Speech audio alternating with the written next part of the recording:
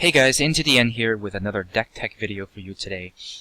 With the release of Omens, there has been a huge influx of new innovations in the metagame. I've tried for a couple of weeks to make a Life Force deck work, but I failed.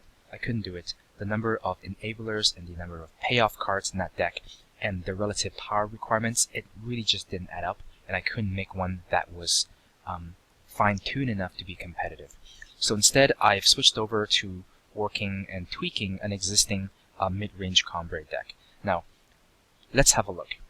At first glance, you'll recognize many of the core cards that are pretty much in every mid-range combo deck. But one thing you may notice right away, though, is the conspicuous absence of the iconic Sandstorm Titan. And this is what makes this deck different. Typically, I find that with Sandstorm Titan decks, you run things like Dawnwalkers, and you run very cost-effective big body ground brute force units, and you pretty much just dominate the ground and brute force your way to victory. I've never been a big fan of just big dumb units, and I know that Sandstorm Titan is not really a big dumb unit. It has an amazing ability, but to me, I've always really have a soft spot in my heart for evasive units. So that's what I've done to the deck. This deck here has a three-part game plan. Number one is to simply neutralize all of my opponent's threats using silence effects. 8 silence effects in this deck, very similar to most combo decks. I think it's one of the reasons why those decks are good. Silence is one of the most powerful answers in the game. It doesn't matter what your opponent's plans are, you can neutralize it with silence. Any shenanigan with the Void, Infinite Revenge with Macto, Deep Forge Plate on a Champion of Glory, Mystic Ascendant drawing cards, Entomb effects, whatever they do, none of the stuff matters if you can silence it. Once a unit is silenced, there's no way to undo it.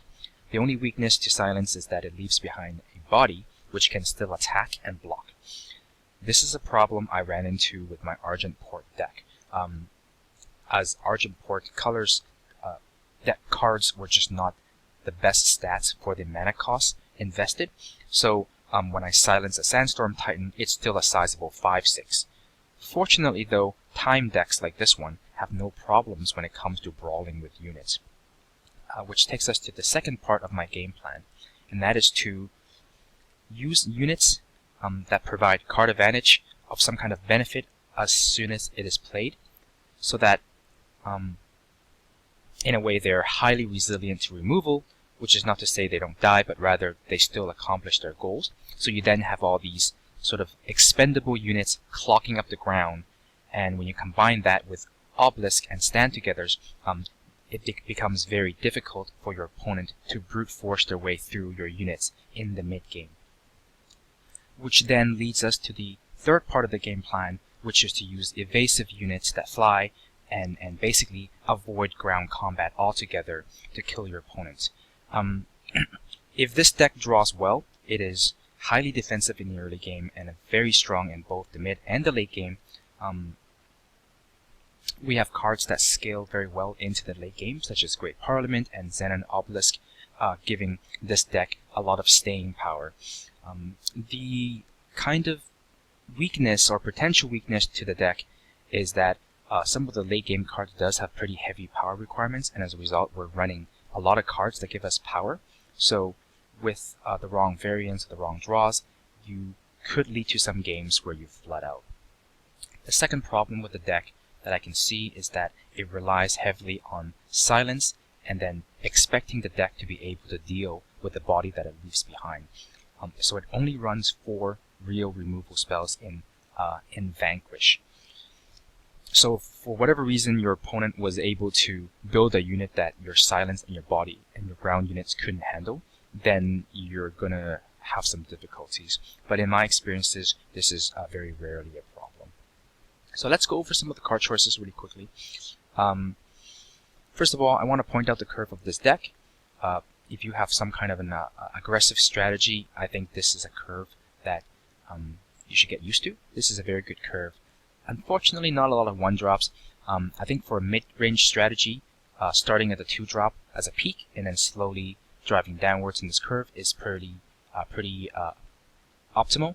If you have an early game aggressive deck, then your curve has to start on 1, with the 1 being the highest.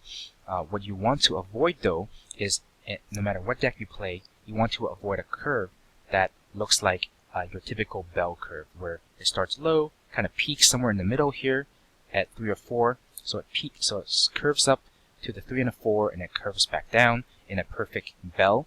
That is the kind of mana curve you absolutely have to avoid. Okay, at the 1-drop slot, in fact my only 1-drop is 4 copies of Initiates of the Sands. That plus Amber Acolyte makes up 8 additional ways for me to fetch power for a total of 33. Initiate of the Sand is a very powerful card. It allows you to break one of the fundamental rules of the game, which is 1 power per turn. Games like Eternal and Magic are very carefully controlled, designed and controlled to follow a turn-by-turn progression of power level. And here, by power, I mean the progression of how powerful a card is, not power sigils. Anyway, being able to break the progression by accelerating forward by 1 turn is incredibly powerful.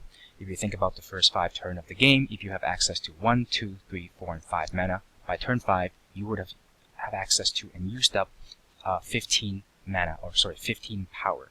But if you were to accelerate yourself from 1 to 3, you go 1, 3, 4, 5, 6 in the first 5 turns, you would have access to 19 power sources. That is roughly 30% higher than your opponent's available power sources. Being able to play a 6-drop 1 turn before your opponent, if you went first 2 turns before your opponent, is often game-breaking. 4 copies of Desert Marshals and 4 copies of Valkyrie Enforcer is very typical and standard in all Combrei lists. The Silence is an incredibly powerful effect, like I've already said, and in this case, in this deck, the Valkyrie Enforcer doubles up as a aggressive threat as well, along with the rest of the flyers. Finally, the Stand Together and the Obelisk provides you with a way to buff all of your sort of cantripping early game creatures that does something and leaves behind a body. With enough of them around and with an Obelisk and some Stand Togethers, they create a fairly strong ground defensive force. The Stand Together, of course, also doubles up as a counter to Harsh Rules. 2 copies only, because I want to avoid running too many cards that are dead when you have no creatures. Obelisk is a dead card when you have no units. Stand Together is a dead card, so I want to avoid them as much as possible.